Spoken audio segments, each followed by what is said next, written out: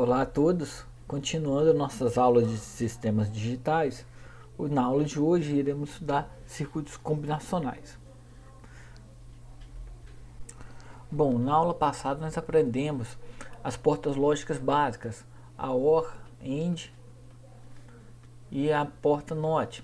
Bom, essas três portas que nós aprendemos na aula passada, elas podem ser combinadas formando circuitos lógicos mais complexos que vão executar funções também mais complexas. Bom, os circuitos lógicos podem ser divididos em dois tipos, que seria o que nós chamamos como os combinacionais e os sequenciais. Bom, o que diferencia um circuito combinacional com um sequencial? Bom, está correlacionado à forma que a saída correlaciona com a entrada. Quando um circuito, a sua saída depende da sua entrada somente naquele instante, isso quer dizer, tem um circuito aqui, eu tenho duas entradas, por exemplo aqui, chamar como A e B, eu tenho sua saída. Quando o valor da sua saída aqui, que seria o nosso X aqui, depende somente do valor da nossa entrada num instante T, nós chamamos como circuito combinacional. O que isso quer dizer? Que, por exemplo, que a saída no tempo de 1 segundo, por exemplo, somente vai depender do valor da entrada durante um segundo, durante o instante de 1 segundo. Bom, não vai depender do que aconteceu anteriormente com a entrada A. Por exemplo, no instante 0,05 segundos. Essa não vai interferir no valor da saída durante o instante de 1 segundo. Mas sim, esse valor aqui vai interferir na saída no instante de 0,05 segundos, ok? Já os circuitos combinacionais, a saída pode depender de valores anteriores da nossa entrada. Isso quer dizer o seguinte, que a saída no nosso instante de 1 segundo vai depender dos valores da entrada durante o tempo de 1 segundo, mas também vai depender dos valores das entradas nos instantes anteriores. Ou seja, esse nosso sistema tem o que nós chamamos de memória, ou seja, o sistema consegue armazenar internamente o valor das entradas anteriores e a partir desses valores, o valor dessa memória pode interferir no valor da entrada, ok? Então, resumindo, os circuitos combinacionais, a saída num certo instante só depende das entradas naquele mesmo instante, e sequenciais não, sequenciais já tem uma memória interna, já tem uma memória. Então, a sua saída pode ser influenciada por valores diferentes da entrada, em instantes diferentes da entrada. Então, o circuito combinacional são aqui circuitos lógicos no quais não apresenta elemento de memória e sua saída depende da combinação dos níveis lógicos presentes na entrada, considerando o mesmo instante de tempo. E como realizamos um projeto de um circuito lógico combinacional? Bom, nesse slide é mostrado passo a passo de como é realizado esse projeto.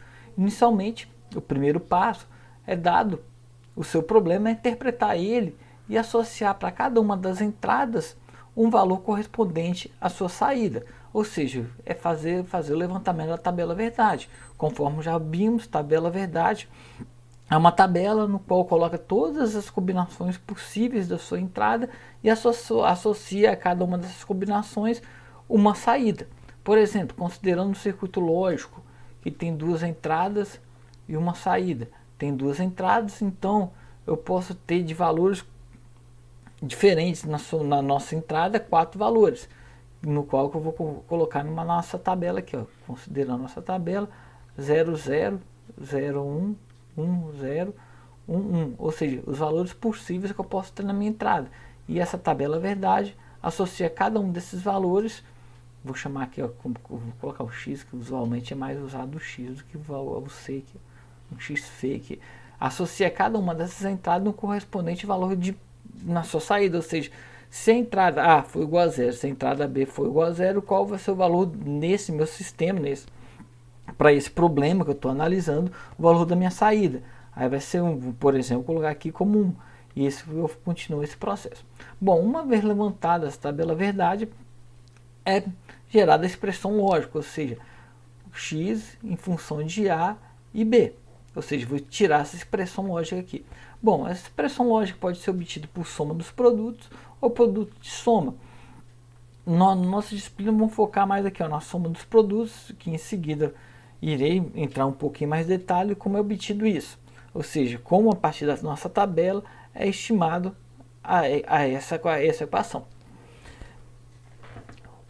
Outra parte, que seria a nossa terceira parte, seria uma vez obtida a nossa expressão lógica, obter um método no qual vamos simplificar essa equação, ou seja, tornar essa expressão a menor possível, com o objetivo de otimizar nosso sistema e utilizar o menos valor possível de portas lógicas no nosso projeto. Bom, essa simplificação pode ser por meio da álgebra booleana, ou seja, a partir da nossa equação aqui, ó, por exemplo, tem essa equação aqui da saída de um circuito lógico, ou seja, simplificar essa equação por meio de uma álgebra booleana. Outro método é o método conhecido pelo mapa de Carnot, que é um método um pouquinho mais sistemático, não precisa desenvolver uma álgebra, é por meio de um mapa mesmo, que vão aprender posteriormente, e o algoritmo de Kain-McCluskey, que eu não vou entrar em muitos detalhes, mas é mais utilizado para o caso que eu tenho mais entradas. E por fim, uma vez esse circuito já simplificado, a partir desse circuito é obtido o circuito lógico, ok? Bom, uma observação é que esse passo 3 aqui, uma vez obtido já a operação lógica, já é possível gerar o circuito lógico, é claro, ou seja, conforme for, às vezes essa opção 3 aqui pode ser pulada, ok?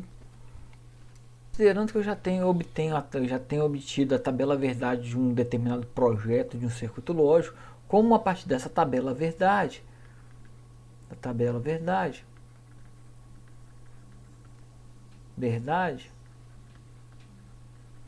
eu obtenho a nossa expressão do circuito lógico. Bom, dentro das metodologias que realizam essa conversão aqui nós vamos estudar, nossa disciplina corresponde à soma de produtos.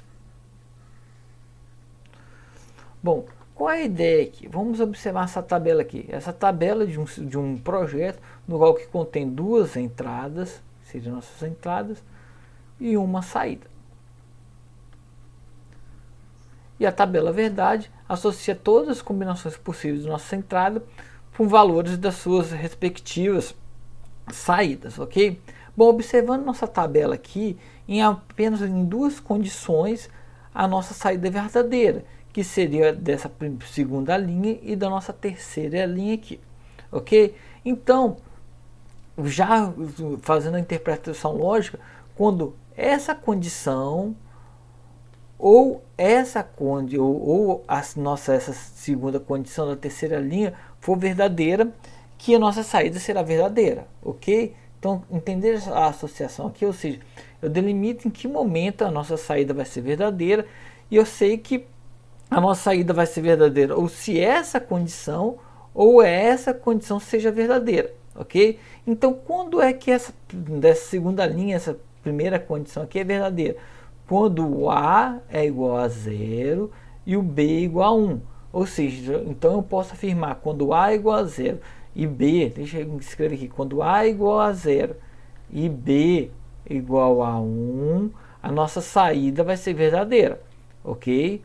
Beleza, então eu já contemplei essa primeira linha. Bom, qual é em outra condição que nossa saída vai ser verdadeira? Quando essa terceira linha aqui for verdadeira também.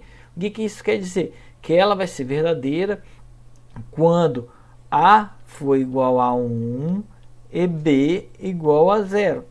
Ou seja, a nossa saída vai ser verdadeira quando essa primeira condição for satisfeita ou quando essa segunda condição for satisfeita. Isso escrevendo algebricamente, o que quer dizer? A igual a 0. Vou colocar aqui, ó, quando A igual a 0, vou colocar o note aqui em cima para indicar quando A igual a 0 é a condição que eu quero para ser verdadeiro, ou seja, se A for igual a 0, eu inverto isso, vai ser igual a 1. E isso está nessa condição, e o B igual a 1, ou seja, Quando A igual a 0 e B igual a 1, isso vai ser verdadeiro, ok? Ou, então, com o símbolo de mais, idêntico, A igual e o B barrado aqui, porque é na condição 0. Ou seja, a minha saída pode ser interpretada por essa expressão. X é igual a A barrado vezes B mais A vezes B, ok? Ou seja, essa expressão vai gerar essa tabela verdade aqui desse circuito. Isso pode ser comparado, que quando A for igual, por exemplo, na primeira linha igual a 0 e B igual a 0, vamos observar que esse termo vai ser igual a 0 e esse termo vai ser igual a 0, logo minha saída vai ser igual a 0. Essa só vai ser a condição dela verdadeira quando uma dessas duas entradas aqui satisfazer o A e o B, ok? Então, uma vez obtido a nossa expressão lógica, o próximo passo do nosso projeto é obter o nosso circuito lógico, pode ser observado aqui.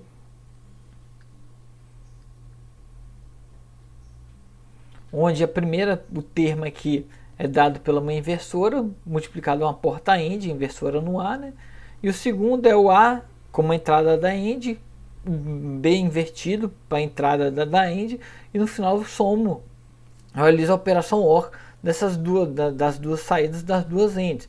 Observação, às vezes para simplificar esse circuito, no lugar de colocar essa inversora, posso também, isso é equivalente a colocar uma bolinha na entrada da nossa AND, como aqui também, equivalente a colocar a bolinha na entrada dessa AND aqui, só por questão de simplificação, né, na hora do desenho, deixar o desenho um pouquinho mais livre. Obtida a expressão do nosso circuito lógico, a expressão do circuito lógico, um passo optativo é simplificar isso, ou seja, simplifico a minha expressão para em seguida implementar meu circuito.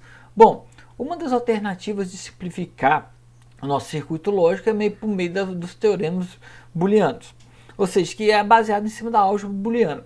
Eu não vou entrar em detalhes nesse curso técnico de como obter isso, até porque muitas das vezes para você obter o circuito muito simples depende muito da experiência e muitas vezes você vai tentar simplificar e não vai conseguir, realmente não vai chegar na forma mais simplificada, às vezes acaba até piorando o circuito. Bom, mas existem alguns passos que a própria álgebra booleana dá que pode auxiliar simplificar algumas partes do circuito, até na questão da interpretação, que no caso aqui eu vou mostrar 8 exemplos aqui que pode te auxiliar em simplificar algumas partes do seu circuito. Bom, o primeiro passo é, considerando a porta AND, se a porta AND se uma das entradas da porta AND for igual a 0, logo minha saída sempre será 0, ok? Ou seja, qualquer coisa multiplicar em E0 vai ser 0, ok? Ou seja, se tiver um termo desse aqui, já pode simplificar esse circuito equivalendo a 0, ou seja, 0 aqui, 0 aqui. Ou seja, esse x aqui, ó, essa parte, bem mesmo essa porta, é desnecessário, ok? Bom, a segunda interpretação é, se x vezes 1 é sempre igual a x, isso é equivalente à nossa multiplicação convencional. Isso quer dizer, se x é verdadeiro ou falso, e eu tenho o termo 1 aqui, minha saída sempre vai ser igual a x. Se x for verdadeiro, saída verdadeira. X igual a falso, saída falsa. Ou seja, também quando tenho isso, quer dizer que eu tenho x na nossa entrada e nossa saída vai ser igual a x. Ou seja, eu não preciso disso. Essa porta, no caso aí, está sendo inútil. Só basta colocar o x na nossa entrada e associar diretamente nossa saída o x. Outra operação é x vezes x igual a x. Ou seja, x igual a 0 vezes 0 vai ser 0. X igual a 1 vezes 1 vai ser igual a 1. Ok? Isso quer dizer que nossa operação aqui também, essa porta aqui é inútil. Ou seja, eu posso entrar com x e sair com x. Ok, gente? Ok, só por curiosidade, alguns aplicativos, algumas aplicações, eles colocam isso aí esse tipo de porta para gerar um atraso, porque eu tenho uma entrada aqui devido à propagação da onda eletromagnética, minha saída vai aparecer aqui, que aí vai ser igual a minha entrada, mas tem um certo atraso, que corresponde ao tempo dessa onda se propagar. Então, quando eu quero inserir algum atraso de maneira voluntária ou uma maneira desejada ao meu circuito, às vezes é utilizado esse tipo de circuito lógico aqui, entendeu? Mas na questão de projeto podemos observar, se não for para isso é desnecessário essa porta, ok? Bom, outra operação é x vezes x barrado. Essa operação sempre vai ser igual a zero, porque se x igual a 1, nosso x barrado vai ser igual a zero. Logo, nossa multiplicação vai ser igual a zero. E se x for igual a zero, nosso x barrado vai ser igual a 1 e ainda nosso produto vai ser igual a zero. Ou seja, está desnecessário. Então, quando eu tenho esse tipo de operação, nossa saída sempre vai ser igual a zero. Ok? Agora, algumas simplificações utilizando a porta hora aqui. Alguma coisa, alguma variável lógica, verdadeiro ou falso, adicionada com zero, sempre vai ser o valor dessa operação. Ou seja, x mais ou zero sempre vai ser igual a x. Ou seja, eu tenho x na minha entrada, vai ter o meu x na minha saída. Ou seja, isso aqui é desnecessário. Ok? Agora, x ou verdadeiro sempre vai ser verdadeiro. Lembrando que a porta O é uma porta o qual que minha saída é verdadeira quando qualquer das entradas for verdadeira. Então, se uma entrada já é verdadeira, minha saída logicamente vai ser verdadeira. Ou seja, essa parte dessa operação é desnecessária. Corresponde a entrar verdadeiro e eu vou sair verdadeiro, que isso é equivalente. Agora, x mais x vai ser igual a x. A mesma lógica do anterior. Se x for igual a zero, logo 0 mais 0 vai ser igual a zero. Se x for igual a 1 aqui, 1 mais 1 vai ser igual a 1, ou seja, verdadeiro mais verdadeiro, verdadeiro ou verdadeiro, verdadeiro. Ok? Agora vamos para essa última parte. X mais x barrado é igual a 1. Isso quer dizer, se x for igual a 0, nosso x barrado vai ser igual a 1. Então, falso ou verdadeiro, verdadeiro. E se x for igual a 1, nosso x barrado igual a 0, vai chegar na mesma lógica. Verdadeiro ou falso vai sempre ser verdadeiro, na nossa lógica ou aí, ok? Bom, esse aqui foi uma simples substituições que podemos fazer por meio do teorema booleano, ou seja, se você topar por meio de um seu circuito lógico uma dessas partes aqui, pode ser simplificado, beleza? Também usar, baseado em cima desse teorema booleano, é o teorema de Moore, que esse teorema de Moore ele serve para converter quando eu tenho operações de soma em operações de multiplicação e operações de multiplicação, que é nossa operação AND, em operações de soma, que seria a nossa operação OR, lógica, ou seja, quando eu quero mudar de uma operação para outra, eu posso converter essa operação por meio da nossa operação do teorema de De Morgan.